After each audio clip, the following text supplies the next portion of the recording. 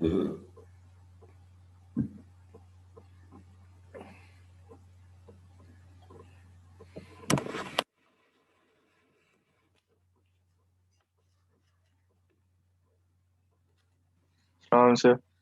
वालेकुम अस्सलाम। हाँ भाई, क्या हाल है? सब खैरियत है? सर बस सब सही है, आप सुनाए। शुक्र है। मैंने आज काफ़ी रिक्वेस्ट भी की है लोगों से, देखते हैं कितने लोग आते हैं। सर आ टाइम जाएंगे। टाइम तो ऐसा है कि इसमें कोई। सलाम अलैकुम सर। वालेकुम अस्सलाम बेटा। टाइम तो ऐसा है कि इस पे आ सकते हैं सारे लोग, तो देखते हैं क्या मामला है इनका। सर नहीं, वीकडेज में कभी कभार ना क्लासेस होती हैं, जैसे अभी एक इंग्लिश की क्लास चल रही है तो वो 3:45 कुछ एंड होगी। और सर कुछ टीचर जो है ना वो एक्स्ट्रा क्लासेस और मेकअप क्लासेस जो है ना वो इसी टाइम में स्केड्यूल कर लेते हैं, तो बहुत इशू आता है इस टाइम पे। बहरहाल हमने भी तो एक क्लास मेकअप ही रखी है ना। मैं असल में I don't want to left any class, इस वजह से मैं चाह रहा था कि आज हम कुछ चीज़ें डिस्कस कर लें यहाँ बैठ के। बहरहाल रिकॉर्डिंग तो हो जाएगी, रिकॉर्डिंग अपलोड कर देंगे। अच्छा जनाब, आज हम स्टार्ट करते हैं।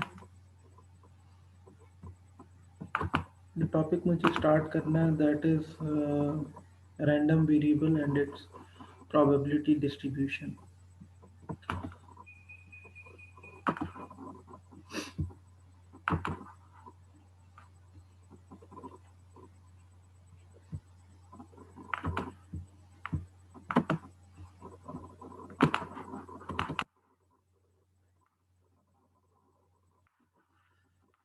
ओके क्लास, देखिए जो चीज़ें हमें डिस्कस कर रही हैं, पहली चीज़ है हमारे पास random variable and probability distribution.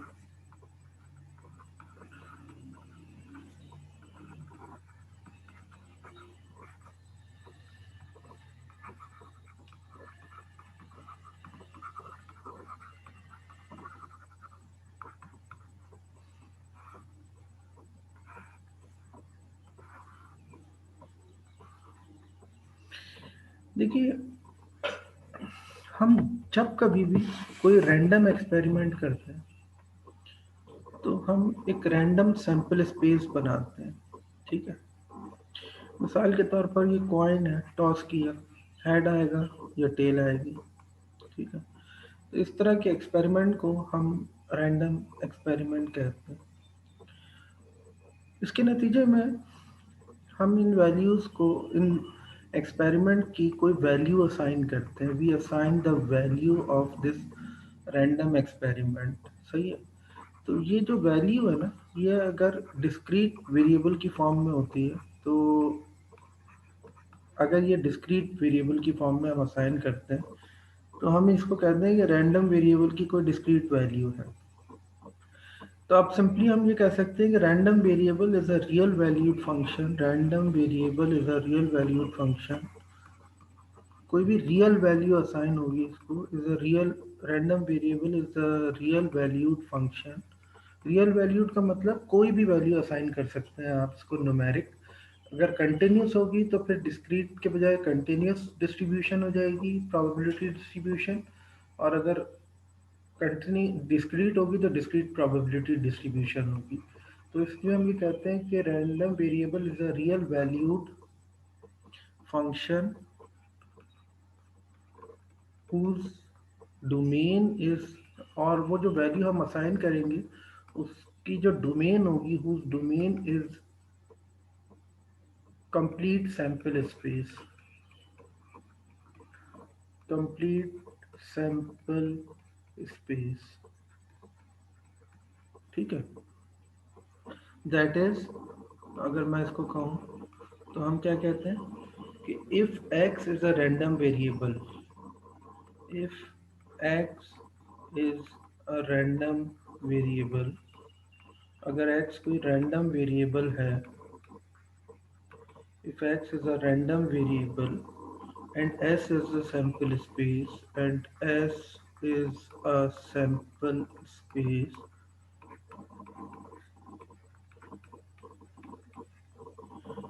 तो मैं ये कहता हूँ कि x is a random variable that is random variable such that sample space maps on the real valued function. This is the sample space and this is the real value, ठीक है,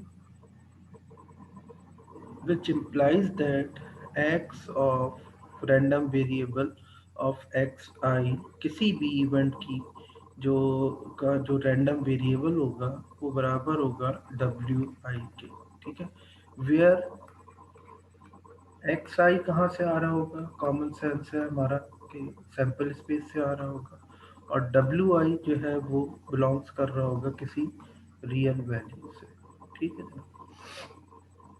अब मैं एक एग्जांपल से समझाता हूँ। हमने random variable समझ लिया कि रैंडम वेरिएबल क्या है, कोई भी सैंपल स्पेस के अंदर से आने वाला एलिमेंट, और उसको हम अगर रैंडम वेरिएबल के तौर पे कंसीडर करते हैं तो उसको कोई वैल्यू असाइन करनी होगी, यानी रैंडम वेरिएबल की जो डोमेन होगी वो एंटायर सैंपल स्पेस होगा। अब एग्जांपल मैं लेता हूँ। एग्जांपल अगर हम कंसीडर करें कि tossing a coin 3 times, tossing a coin 3 times, ठीक है। तो अगर 3 दफा एक कॉइन टॉस करता हूँ तो जो सैंपल स्पेस बनेगा वो क्या बनेगा आपके पास, head head head head head tail head tail head head tail tail tail head tail head tail tail tail head tail tail tail. इसमें 8 मेंबर हैं सैंपल स्पेस की। नाउ वी डिफाइन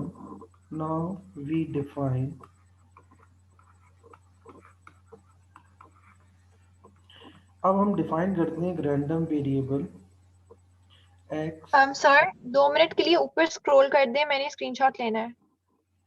वैसे तो ये रिकॉर्डिंग आ जाएगी आपके पास और ऊपर लाइक शुरू से।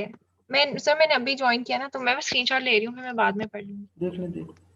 सही हो गया, थैंक यू। अच्छा जनाब, मैं थोड़ा सा एक्सप्लेन भी कर देता हूँ दोबारा आपके लिए कि हम पढ़ रहे हैं thank you.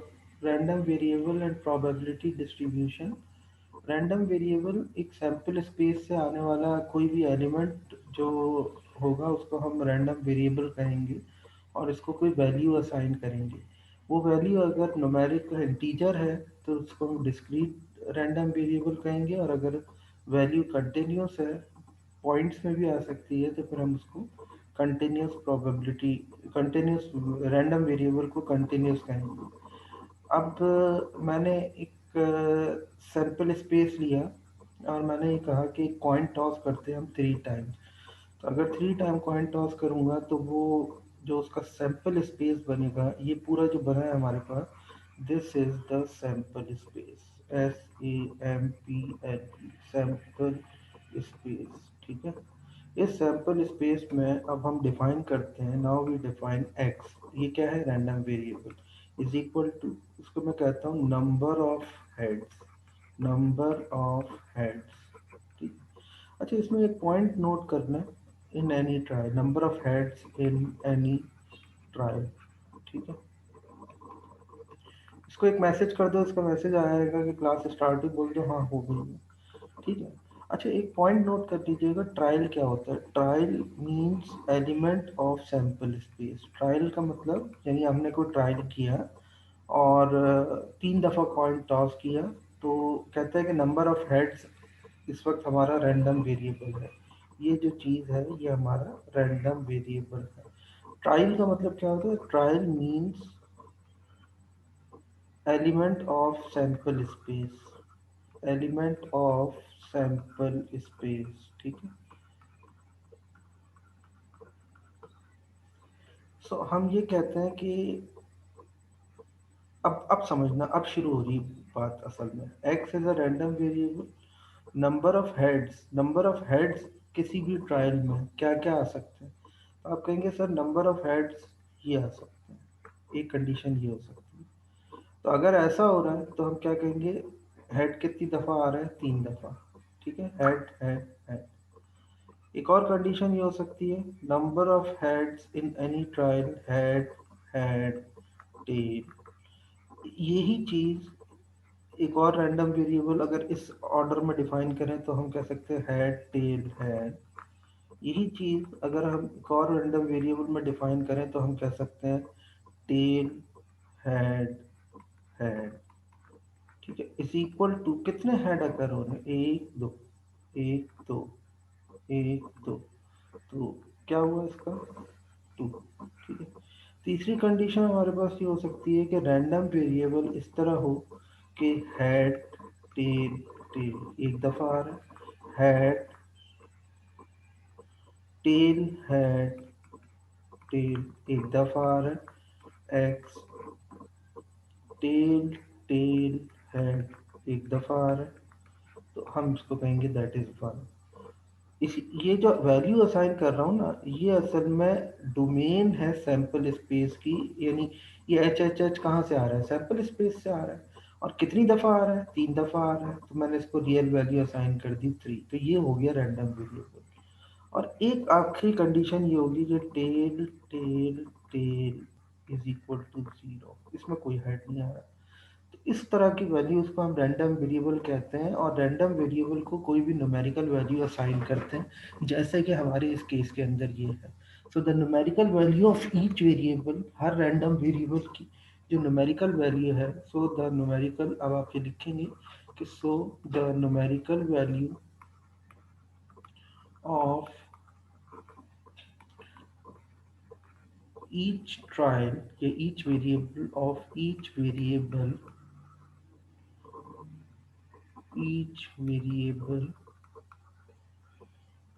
is equal to 0 होगी, 1 होगी, 2 होगी, 3 होगी, बस इसके अलावा कुछ नहीं हो सकता। तो ये हमारा कंसेप्ट था रैंडम वेरिएबल का।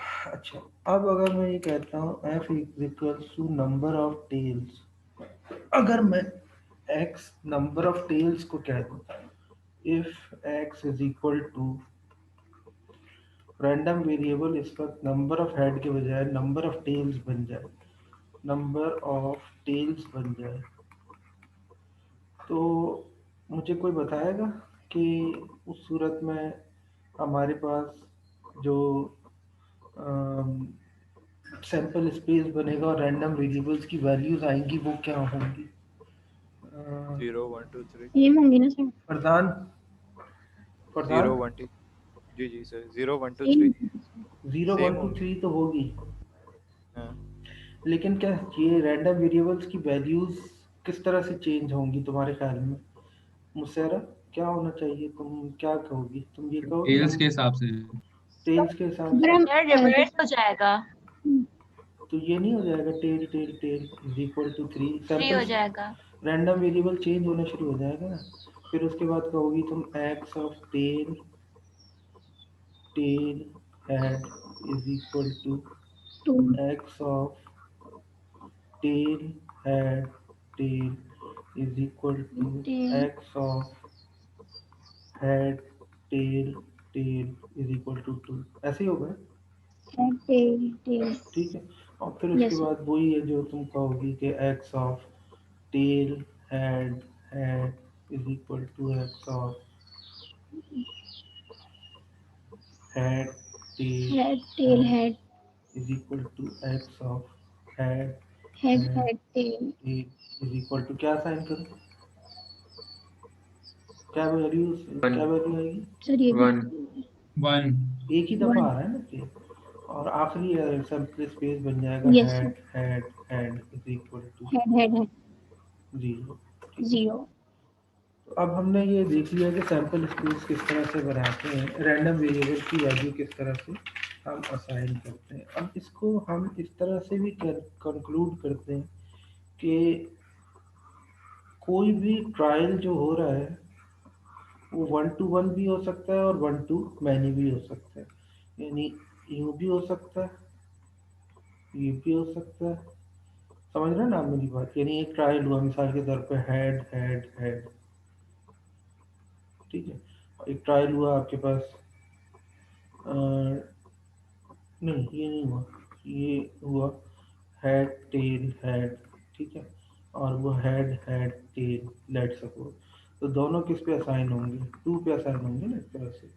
इसी तरह अगर मैं कोई और इवेंट ले लूँ तो ये किसी और इवेंट पे असाइन होगा 1 पर। तो इस तरह रैंडम वेरिएबल्स की मुख्तलिफ वैल्यूज आती रहेंगी। तो हम ये कह सकते हैं कि ये 1 to 1 भी होता है और मैनी टू 1 भी होता है। यानी बहुत सारी वैल्यूज एक पे भी असाइन हो सकती हैं, और ये भी हो सकता है कि एक वैल्यू एक पे ही असाइन हो। अब एक और एग्जांपल करते हैं हम। सपोज करो कि हमने एक बॉल निकाली फ्रॉम अ बैग से। If we take out a ball, one ball from a bag, ठीक है। ये बैग रखा है, इस बैग में कुछ बॉल्स पड़ेंगे, ठीक है। तुमने एक बॉल ड्रॉ कर दी, निकाल दी इसमें से। तो अब ये कहता है कि फाइंड द वैल्यू, वैल्यू बताओ of random variable, find the value of random variable, value of random variable, find the value of random variable if ball is red, if ball is red, if ball is red, ठीक है। however bag contains, bag में 2 white balls हैं, 2 white balls हैं, और 1 red ball है। Bag में 1 red ball है, ठीक है। तो अब इसके नतीजे में हम ये कहते हैं, अच्छा, जब हमने एक बॉल ड्रॉ की, find the value of random variable if ball is red, ठीक है। और बॉल अगर रेड है तो उसका क्या रैंडम वेरिएबल होगा, और we put the ball into the bag, ठीक है। तो हमने बॉल निकाली और वापस रख दी। बैग के अंदर 2 वाइट बॉल्स हैं और एक रेड बॉल है।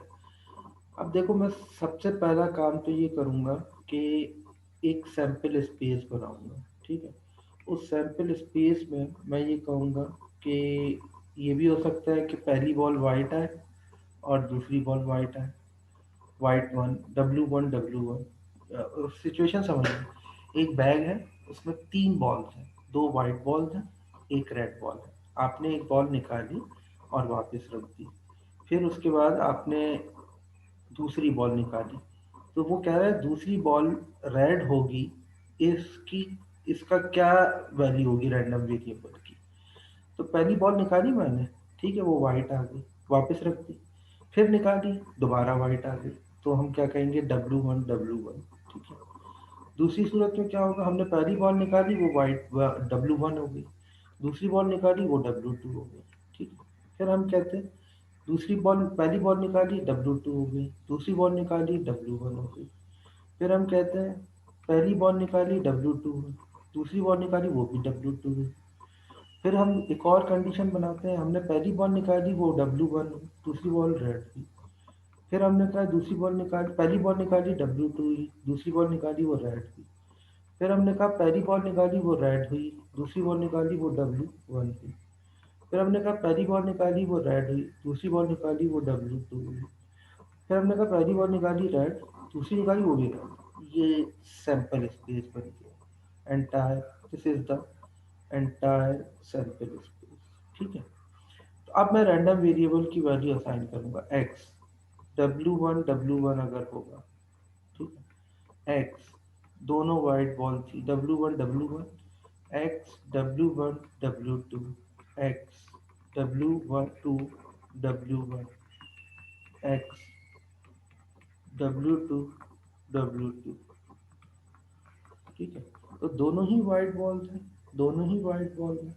तो हम ये कहते हैं कि इसमें रेड बॉल की क्या रैंडम वेरिएबल की वैल्यू है? If ball is red find the value, तो जाहिर है कुछ भी नहीं है इसमें, रेड जीरो है तो हम इसको जीरो असाइन कर देंगे। तो ये रैंडम वेरिएबल हो गया अगर बॉल रेड है तो रैंडम वेरिएबल की वैल्यू क्या आ रही है? जीरो आ रही है। फिर हम एक और कंडीशन बनाते हैं कि एक्स ऑफ क्या होना चाहिए? W1 ऑफ रेड, पहली बॉल वाइट और दूसरी red, is equal to x of W2 red, ठीक है, is equal to x of R W1 is equal to x of R W2 is equal to कितनी आ रही है? वन आ रही है, तो हमने वन असाइन कर दिया इसको, ठीक है।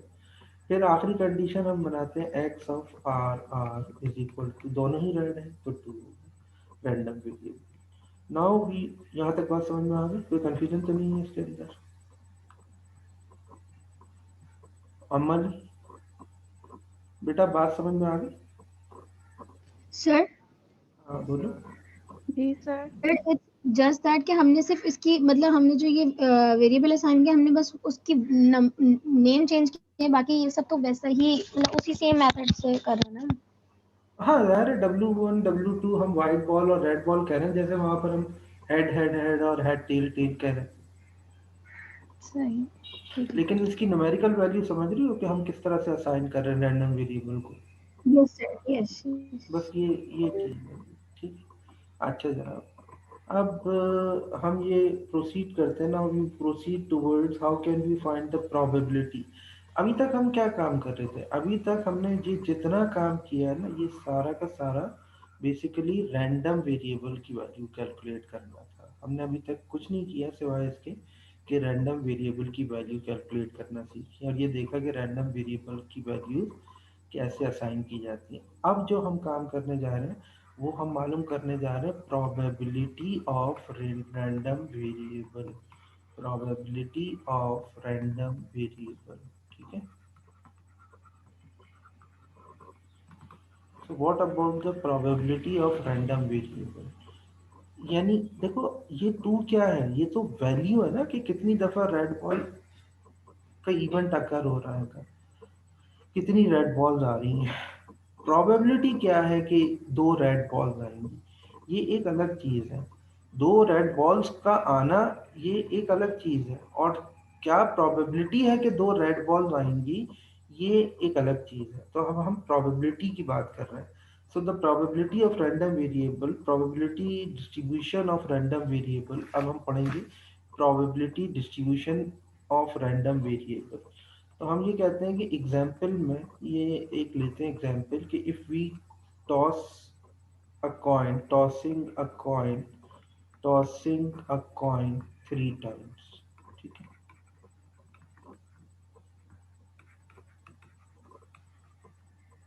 तो जो सैंपल स्पेस बनेगा वो तो तुम सबको पता है, ऊपर लिखा हुआ है, ठीक है। वो तुम बना सकते हो दोबारा, कोई मसला नहीं है, वो बना लेना। वही बनेगा हेड हेड हेड, और फिर उसके बाद वॉट एवर जो भी कुछ है 8 डिफरेंट वैल्यूज होंगी, ठीक है। तो मैं कहता हूँ x of H H H is equal to x of H, ये सॉरी,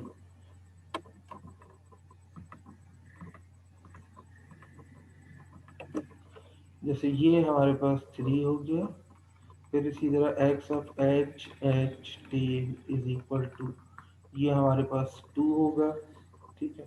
फिर इसी तरह x of ten ten is equal to x of something, ये हमारे पास 1 होगा। यही One. हमने रैंडम वेरिएबल की वैल्यूज असाइन की थी ना।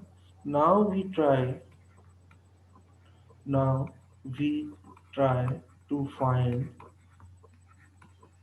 now we try to find the probability of head occur, the probability of head occur। देखिए पहले मैं कुछ और काम कर रहा था, पहले मैं मालूम कर रहा था पहले मुझे क्या करना था, आई wanted to calculate the value of the random variable, but right now I am trying to calculate the probability, probability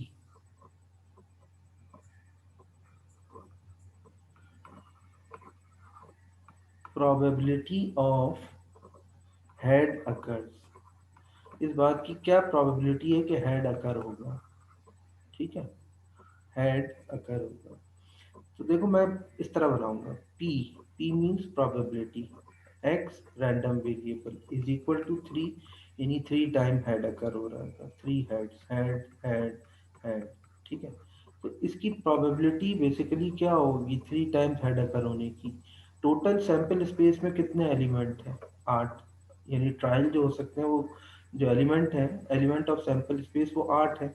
और हेड हेड हेड आने की प्रोबेबिलिटी बेसिकली सिंपल क्या है, 1/8, ठीक है, ऐसा ही है ना। अच्छा, फिर मैं कहता हूँ probability of random variable when 2 head occur, तो मैं कहूँगा हेड हेड और एक हमारे पास टेल होनी चाहिए, लेकिन ये इस सूरत में भी हो सकती है कि टेल हेड हेड हो, हेड टेल हेड हो, and what ever.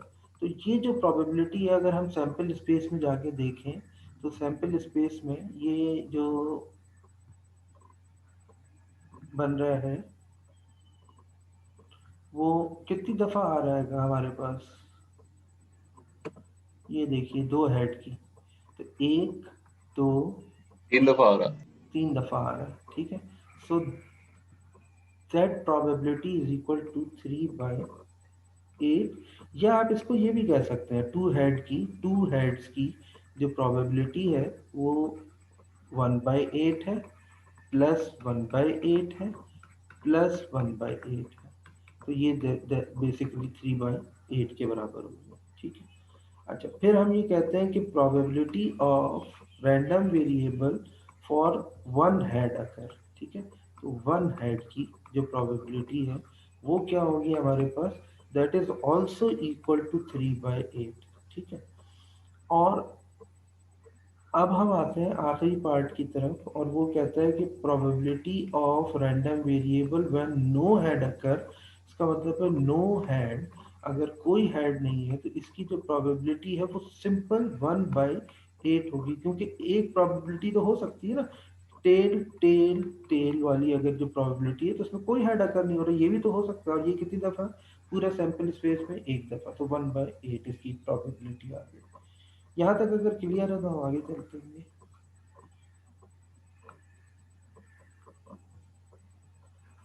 Ammar, sir इसको डायरेक्टली हम ऐसे भी कर सकते हैं ना कि नो हेड अकर को 1 से माइनस कर दें तो हेड अकर्स की आ जाएगी। हाँ वो, लेकिन मैं चाह रहा था आगे हम जब स्टेप आगे बढ़ेंगे ना, 1 स्टेप फॉरवर्ड, तो उस वक्त मैं तुम्हें बताऊंगा कि प्रोबेबिलिटी हमेशा पॉजिटिव होती है कि, और प्रोबेबिलिटी का सम जो होता है वो 1 के बराबर होता है। तो इस तरह से हम बाकी प्रोबेबिलिटीज कैलकुलेट कर सकते हैं, यानी तुम ये कर सकते थे कि 1 minus 3/8 minus of 3/8 minus of 1/8, तो ये जब तुम करोगे तो 8 minus 7 that is equal to 8 minus 7/8 that is equal to 1/8, ये काम कर सकते हैं। Amar, yes sir. बेटा ये जहाँ तक इस स्टेप तक क्लियर है सारी चीज़ें? जी सर, सब clear. Aamna, Yes, sir. Everything is clear और not? Yes. Yes, sir, same. ठीक है ना। अच्छा, अब देखिए हम इस तरह से बनाते हैं इसको, हम अब हम लिखने जा रहे हैं प्रोबेबिलिटी डिस्ट्रीब्यूशन। क्या लिखने जा रहे हैं, probability distribution of a random variable, probability distribution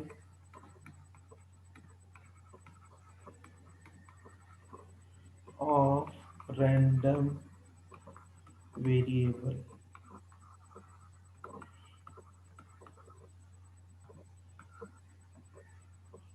ठीक है ना। तो मैं कहता हूँ एक रैंडम वेरिएबल दिया हमने x 0 1 2 3, इसको मैंने x1 कह दिया, इसको x2 कह दिया, इसको x3 कह दिया, इसको x4 कह दिया, यानी ये रैंडम वेरिएबल की वैल्यूज हैं, ठीक है, वैल्यूज जैसे रियल वैल्यूज। और एक चीज है p of x, probability of the random variable, तो मैं कहूँगा probability when x is equal to 0, probability when x is equal to 1, probability when x is equal to 2, and probability 1x is equal to 3। ठीक है, इस पूरी चीज को मैं कह रहा हूँ this is the probability distribution of random variable. This is the probability distribution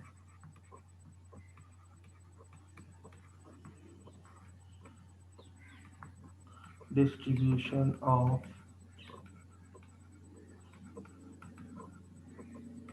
random variable।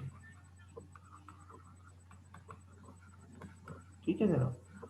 अच्छा, अब इससे दो पॉइंट्स निकले, बहुत इंपॉर्टेंट पॉइंट्स, जिसको अभी पहले इस बच्चे ने भी बताया था कि सर हम ऐसा नहीं कर सकते। वो ये कि probability for each variable, probability for each random variable must be greater than equal to 0, हमेशा पॉजिटिव होगी। दूसरी बात कि probability sum of probability of each random variable, sum of all random variable is equal to 1 के बराबर होगा। ये दो पॉइंट्स, दो कंडीशंस हमें पता चली। अब इन दो कंडीशंस को देखने के बाद हम आगे चलते हैं कि हाउ कैन बी। देखिए, अगर आपके पास एक वैल्यू दी हुई है, मिसाल के तौर पे कोई सीरीज दी हुई है, तो मैं आपसे कहता हूँ उसका मीन कैलकुलेट करें, उसका वेरिएंस कैलकुलेट करें, उसका स्टैंडर्ड डेविएशन कैलकुलेट करें। अगर फ्रीक्वेंसी डिस्ट्रीब्यूशन है तो फ्रीक्वेंसी डिस्ट्रीब्यूशन के अंदर उसका मीन, वेरिएंस और स्टैंडर्ड डेविएशन कैलकुलेट करें। तो अब हम देखते हैं कि mean, variance and standard deviation of any random variable, of any random variable। ठीक है। अच्छा, अब मैं ये कहता हूँ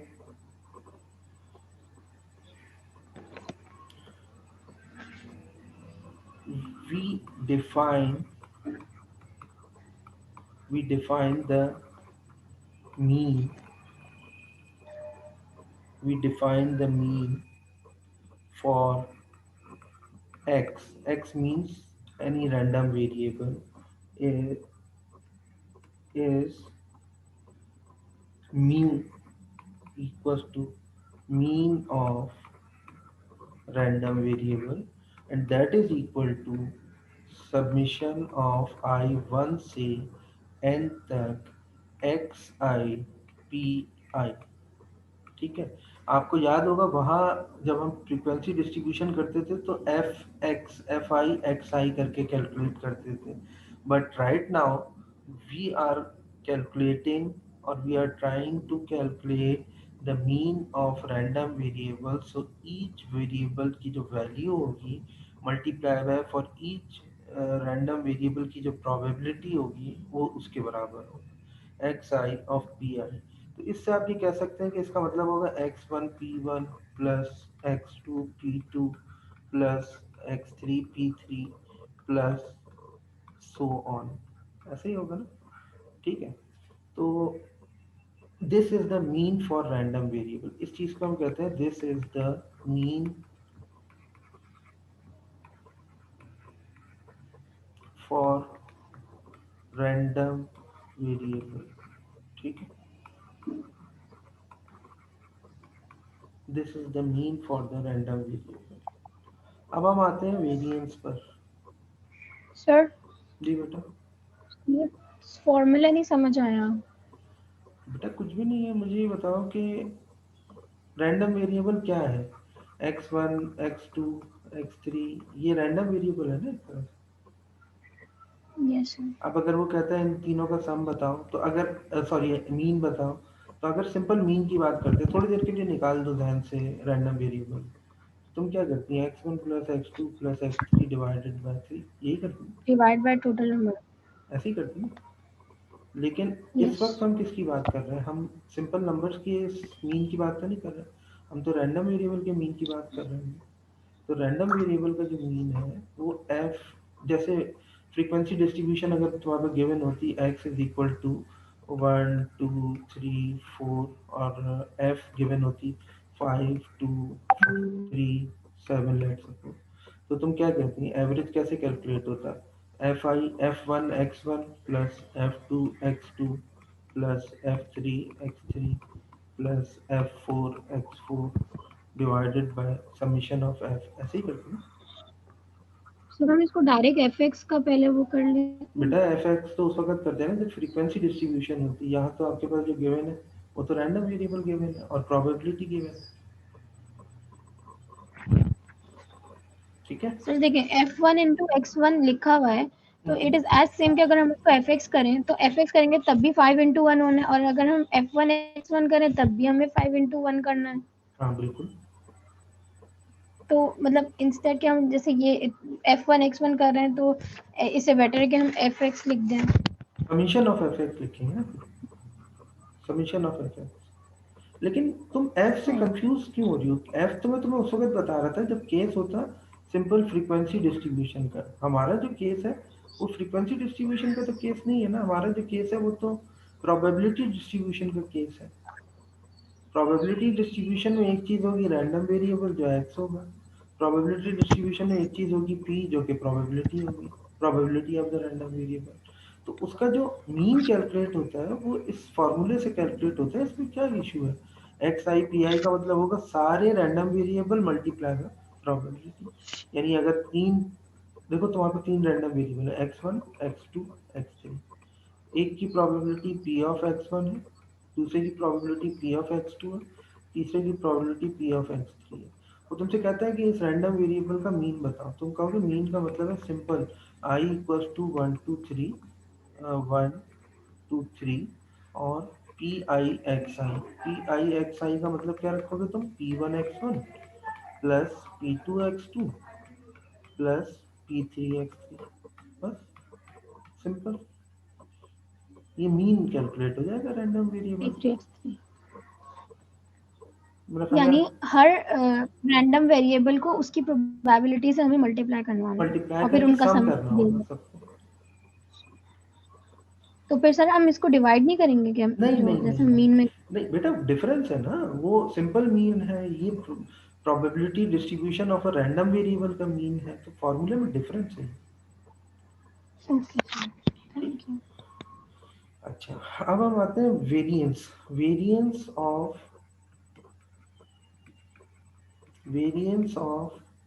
random variable, variance of random variable, ठीक है, रैंडम वेरिएबल एक्स।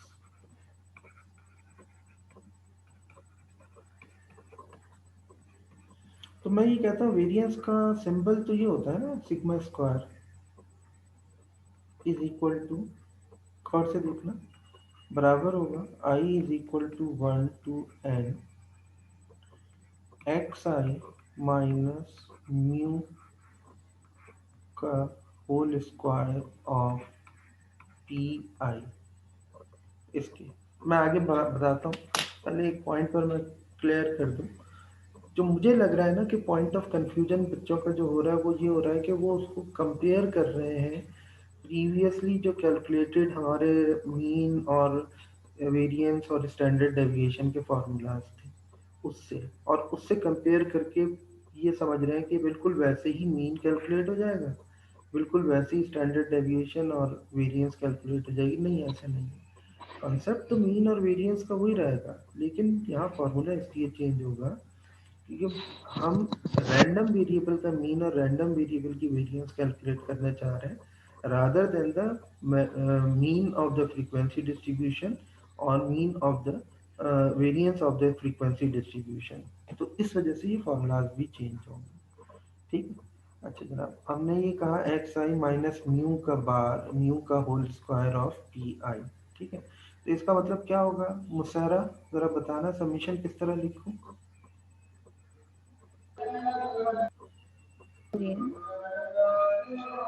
सर अजान हुई फिर बताते हैं।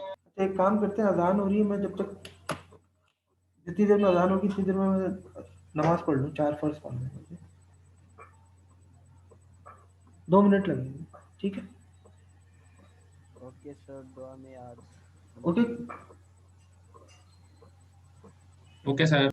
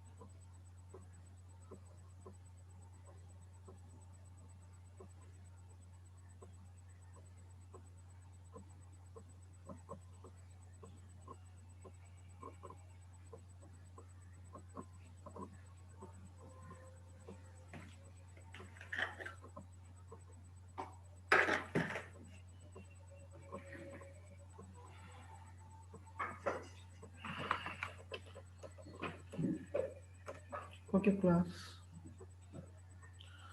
हम हाँ,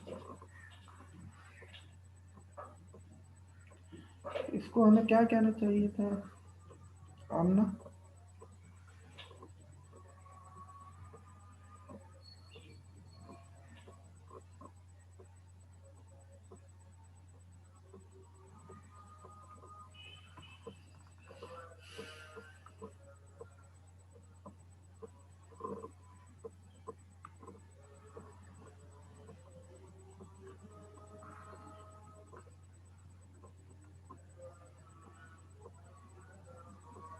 सर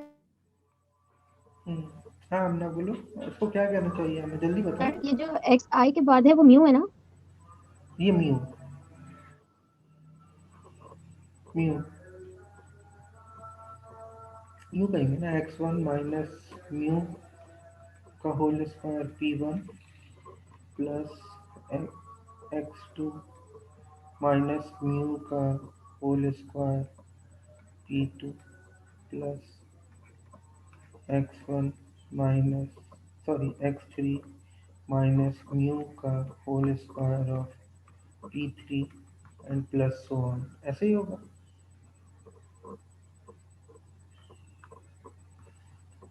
हाँ, यस सर। अक्सा जावेद है यहाँ पर? Yes sir. बेटा ये इस स्टेप तक अगर कोई कंफ्यूजन है तो बताइए, वरना क्लियर है तो हम आगे चलें। सर क्लियर है। अब इसके बाद हम इसका एक प्रैक्टिकल फार्मूला ड्राइव करेंगे, ठीक है? ये क्या चीज़ ड्राइव हो गई? ये वेरिएंस ड्राइव हो गई। वेरिएंस असल में तुम इस फार्मूले से कैलकुलेट कर सकते हो, ठीक है? फर्ज करो मैं तुमसे कहता हूँ मीन 3 है, फर्ज करो मैं तुमसे कहता हूँ x1 x2 ये सारे गिवन है तुम्हारे पास में, x1 x2 x3 गिवन है, और p1 p2 p3 भी गिवन है, ठीक है? लेट सपोज मैं कहता हूँ x1 की वैल्यू 0 है, x1 की x2 की 1 है, x2 की 2 है, p1 जो है वो 0.5 है, ये 0.3 है, लेट सपोज, और ये तुम्हारे पास 0.2 है, लेट सपोज। तो मैं कहता हूँ what is the variance of this probability distribution of the random variable, तो तुम क्या करोगी? 0 माइनस 3 का whole square of p1 that is 0.5 plus of 1 minus 3 का whole square of 0.3 plus of 2 minus 3 का होल स्क्वायर ऑफ 0.2, ऐसे ही करोगी ना? ठीक है, लेकिन अब हम यस इससे सर। इससे एक प्रैक्टिकल फार्मूला ड्राइव कर रहे हैं जिसको हम मैथमेटिकल एक्सपेक्टेशन भी कहते हैं, mathematical expectation of mean and variance, practical formula. तो वो प्रैक्टिकल फार्मूला क्या होगा? वो होगा कि मैं ये कहता हूँ कि वेरिएंस जो है वो बराबर है समीशन ऑफ 1 टू n, ठीक है, ऑफ एक्स आई का square minus 2xi of mu plus, बेटा मैं इसको एक्सपेंड कर रहा हूँ, फॉर्मूले पे एक्सपेंड कर रहा हूँ, a माइनस बी के होल स्क्वायर का प्लस ऑफ म्यू का square of p I, probability, ठीक है? सर प्रोबेबिलिटी एक बात पूछनी थी। Probability of each distribution. हाँ बोलो बोलो, क्या कह रही हो? सर ये i इक्वल्स टू 1 क्यों लिखा है हमने फॉर्मूला में? i is equal to 1, 3 variable है तो i कहाँ से इक्वल्स टू 1 लिखा है जी। 1 से n तक लिखा है ना, ये देखो 1 से n तक का मतलब क्या? तो वहाँ पे अगर 4 नंबर हो, 1 हो, 2 हो, 3 हो, 4 हो, लेट सको, तो मैं कहता हूँ summation of all numbers, summation of x। तो समीशन ऑफ x का मतलब क्या होगा? i कहाँ से स्टार्ट होगा? पहले नंबर से, और कहाँ तक जाएगा? 4 नंबर तक। तो 1 से 4 तक, ये मतलब है इसका। ठीक है सर। और ओके। इसको मैंने फॉर्मूले पे ब्रेक कर दिया बस, और कुछ नहीं किया। A square minus 2ab plus b square के फॉर्मूले पे ब्रेक कर दिया, ठीक है? ये बात समझ में आ गई? यहाँ तक हम क्या कर रहे हैं? Practical formula for variance derive कर रहे हैं, जिसको हम ये कहेंगे कि this is the mathematical expectation of variance and standard deviation. Sigma square is equal to, यहाँ तक अगर बात समझ में आ गई, तो अब मैं इसको फार्मूले पे ब्रेक करता हूँ, तो इस तरह कह सकता हूँ कि summation of i equal to 1 to n x i square. Sir ये जो प्रैक्टिकल फॉर्मूला है, हाँ, ये जो प्रैक्टिकल फार्मूला है सर हम इससे सॉल्व करेंगे, वो जो आपने राइट साइड पे जिस तरीके से किया है वो। दोनों दोनों से दोनों से ये वाला फार्मूला एक्चुअल फार्मूला है और इसी से ड्राइव हो रहा है ये फार्मूला जो मैं आगे चल रहा हूँ लेकर। ठीक है, वो सिंपल हो जाएगा, इसलिए समटाइम प्रैक्टिकल फार्मूला यूज करना ज़्यादा आसान है। ठीक है, अब मैं इसको मल्टीप्लाई कर रहा हूँ इसके साथ। तो x i square of p i minus 2 of new कह देते हैं इसको, 2 ऑफ, देखिए ना मीन तो कॉमन होगा, मीन तो कांस्टेंट होगा ना, तो 2 ऑफ न्यू को यूं रखा आपने और समीशन ऑफ 1 से n तक म्यू ऑफ पी आई। ठीक है, plus of mu square constant है, i is equal to 1 to n। ठीक है, ऑफ पी आई। ऐसा ही है, यहाँ तक क्लियर है? सर हम नॉर्मल फॉर्मूला क्यों नहीं यूज कर लेते? यस सर, देखो तो ये आगे वाला फॉर्मूला। अगले स्टेप्स में देखो ना, मैं तुम्हें बताता हूँ ना क्या बन जाएगी। अभी देखो कितना सिंप्लीफाई हो जाएगा ये फॉर्मूला। देखिए मेरी बात सुनिए, समटाइम ऐसा होता है कि चीज़ अपनी ओरिजिनल फॉर्म में जब होती है, मतलब फार्मूला जब अपनी ओरिजिनल फॉर्म में होता है तो काफ़ी लेंथी होता है। मिसाल के तौर पर हम बाइनोमियल एक्सपेंशन करते हैं तो a to the power a plus b की पावर 10 का मतलब क्या होता है, कितनी टर्म्स में एक्सपेंड होंगी? 11 टर्म्स एक्सपेंड होंगी ना, 11 टर्म्स एक्सपेंड होंगी। तो अगर मैं कहता हूँ फाइंड दी नाइन्थ टर्म, कौन सी टर्म निकालो? Ninth term. तो तुम इसको नाइन्थ टर्म तक एक्सपेंड करोगे तब जाके फॉर्मूला, तब तुम्हें जाके नाइन्थ टर्म मालूम होगी ना, by the help of binomial theorem. लेकिन हमने एक फार्मूला ड्राइव किया, t r plus 1 is equal to n c r a to the power n minus r और b to the power r. इससे तुम्हें नाइन्थ टर्म तक expand करने की ज़रूरत नहीं है, इससे डायरेक्ट स्पेसिफिक नाइन्थ टर्म मालूम हो जाएगी। इसके लिए तुम्हें अलग से 9 टर्म्स अलग अलग सबको नहीं कैलकुलेट करना होगा। So this formula is very useful for calculating the specific term from the binomial expansion। आगे बात समझ में? तो अगर हम कहें यार इस फॉर्मूले की क्या ज़रूरत है, नहीं, इस फॉर्मूले की ज़रूरत है, ये हमें बहुत फ्लेक्सिबिलिटी दे रहा है, बहुत आसानी प्रोवाइड कर रहा है किसी पर्टिकुलर टर्म को कैलकुलेट करने में। यही काम मैं यहाँ पे भी कर रहा हूँ। और कुछ अब कोई सवाल है तो पूछें।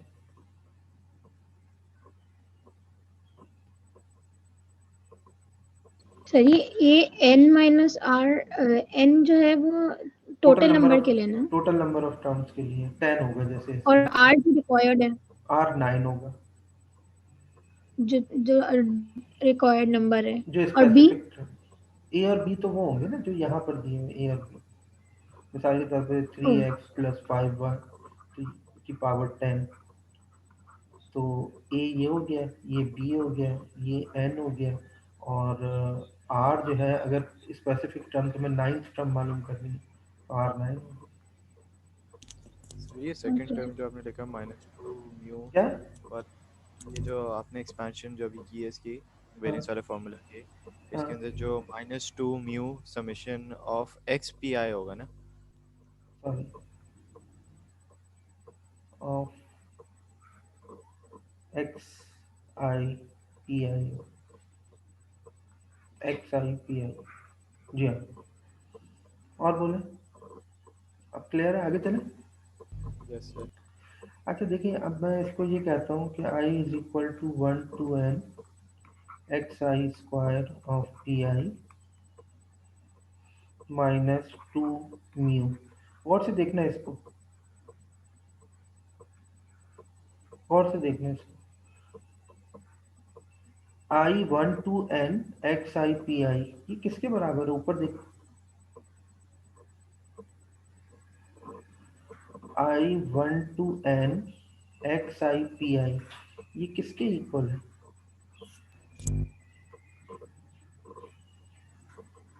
शाबाश, बोलो, अभी तो दिखाया तुमने ऊपर। Mean mean mean sir. Mean के बराबर तो यहाँ मीन रख देता हूँ मीन के ऊपर प्लस म्यू स्क्वायर को ऐसे ही रहने देता हूँ।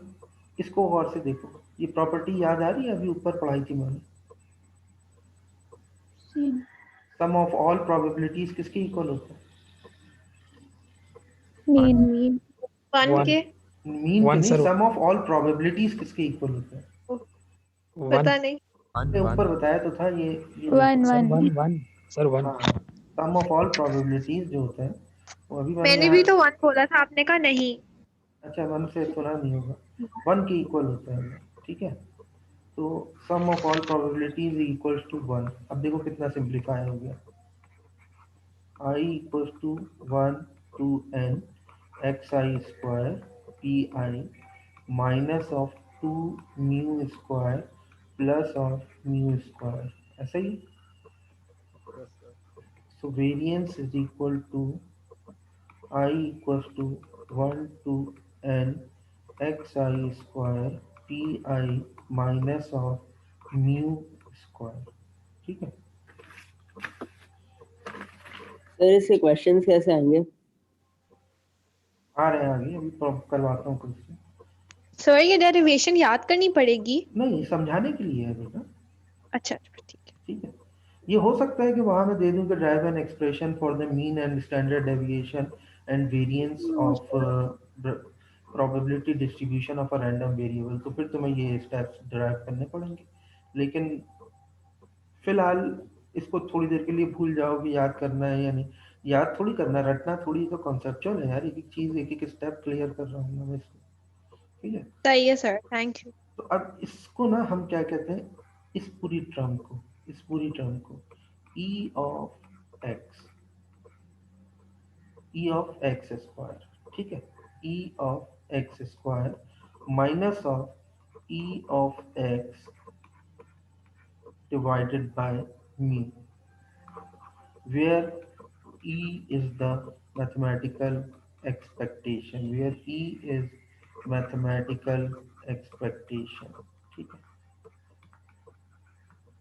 एक्सपेक्टेशन। बस तुम बेसिकली ये एक तरह से ये याद रखो, ठीक है।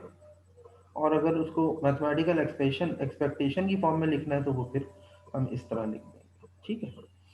अच्छा जरा अब if we have to find the standard deviation, कुछ नहीं करना, स्टैंडर्ड डेविएशन किसके बराबर होगी? Sigma square of square root. जो value, first you have to calculate the variance and then you will calculate the standard deviation by taking the square root, ठीक है। अब क्वेश्चन देखते हैं। क्वेश्चन है कि verify whether the following function can be regarded as, verify whether the following distribution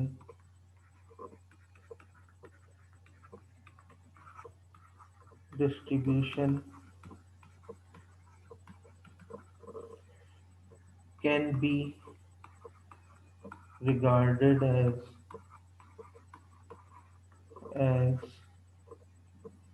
probability distribution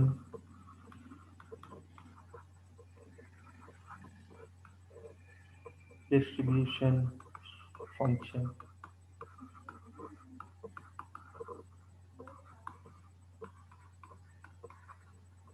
ठीक है।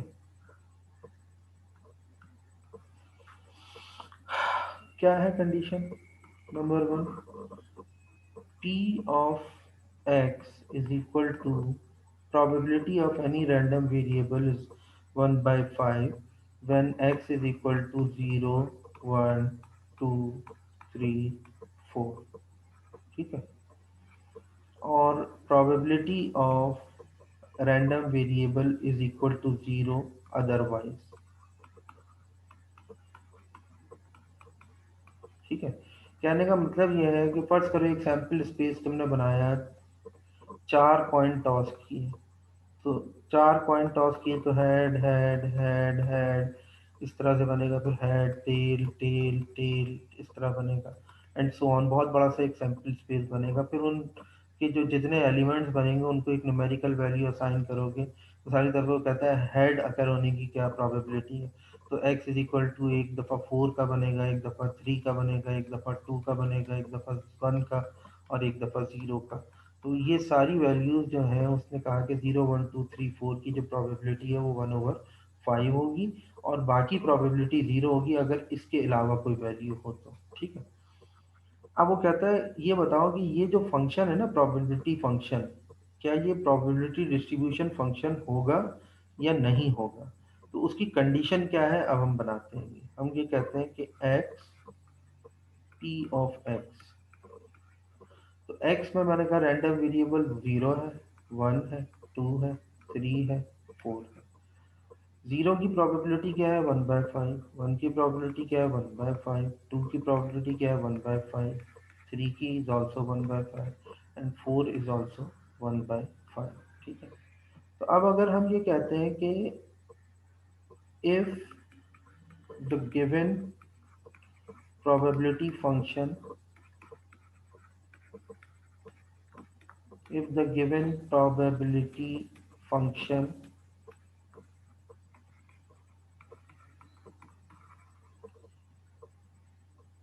if the given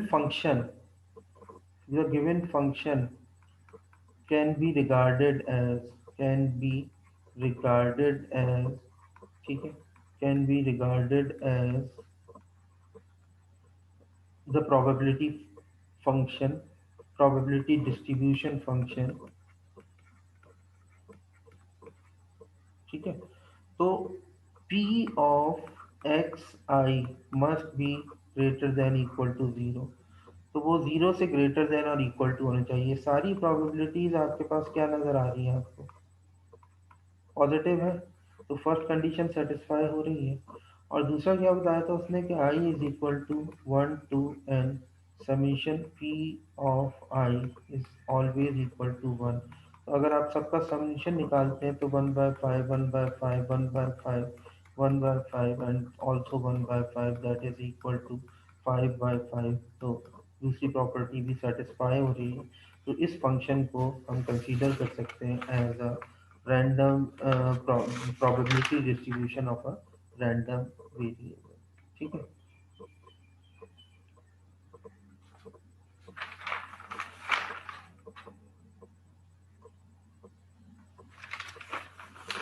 ठीक है जनाब, कोई सवाल है तो पूछ लें।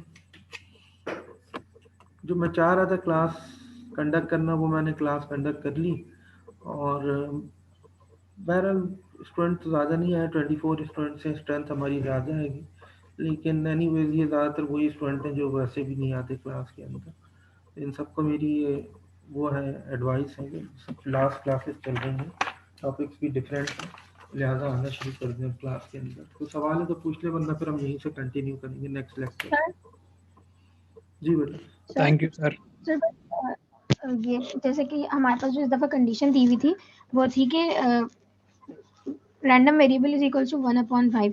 अब अगर जैसे कोई रैंडम वेरिएबल 1/5 नहीं होता, मतलब कोई जैसे 2/5 होगा, तो तब हम क्या करेंगे? कुछ भी नहीं करेंगे, हम प्रोबेबिलिटी का सम करेंगे। अगर 1 के इक्वल नहीं आ रहा होगा, तो फिर हम ये कहेंगे this function can not be regarded as the probability distribution function.